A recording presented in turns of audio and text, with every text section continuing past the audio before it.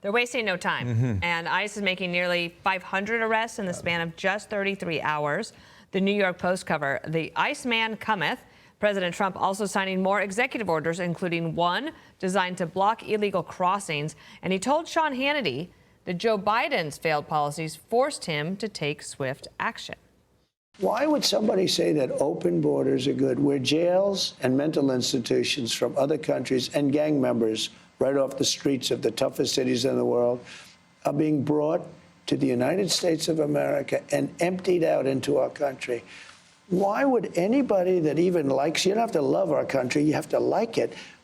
Why would anybody that likes our country, the Democrats, allow that to happen? And even now, I watch them on television, they're trying to justify it. You can't justify it.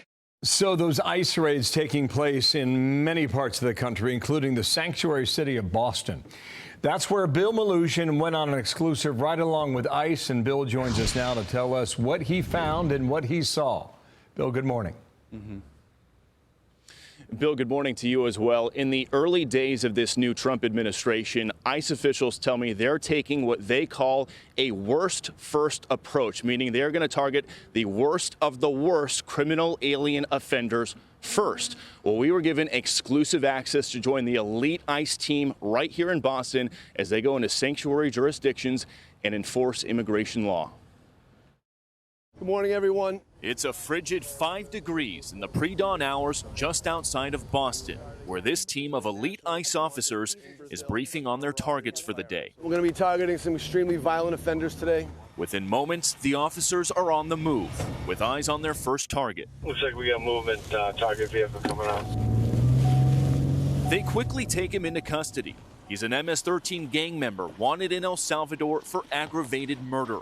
And he has an Interpol red notice out for his arrest. We are targeting very violent threats to our community. I'm not going back to Haiti. One of those threats is this illegal alien from Haiti. ICE says he's a gang member with 17 criminal convictions in recent years.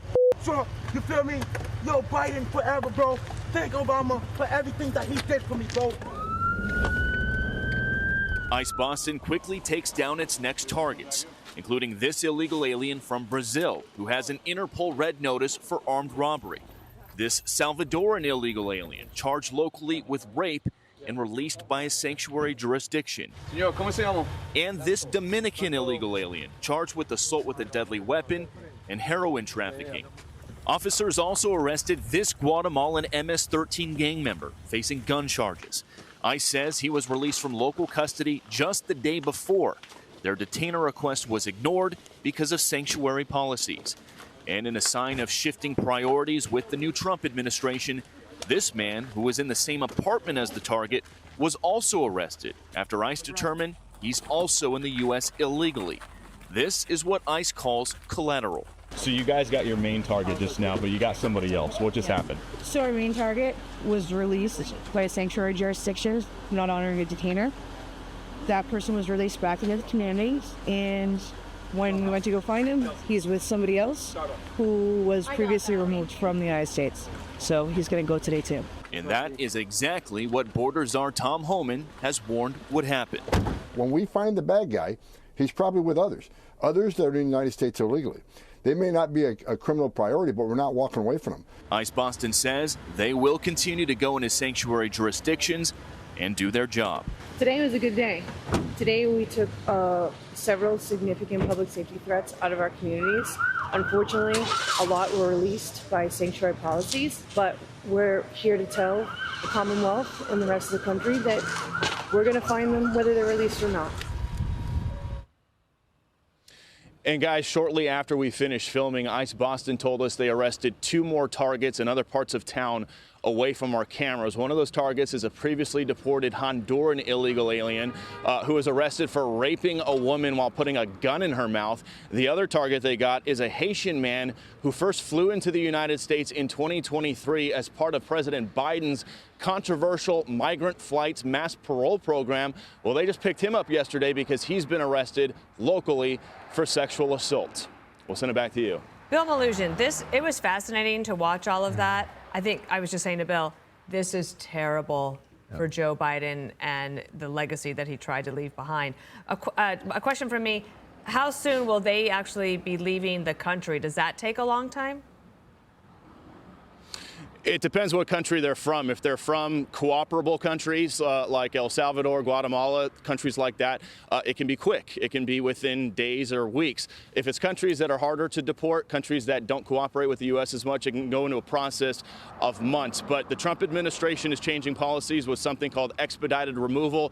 The bottom line is people at home don't need to understand all the policies. The Trump administration is just going to work as fast as they can to get all the people you just saw on camera there out of the country as fast as possible. They're also going to use their State Department, now led by Marco Rubio, to put pressure on countries that don't cooperate with the U.S. as much when it comes to those deportations. Bill, just two points of clarification here.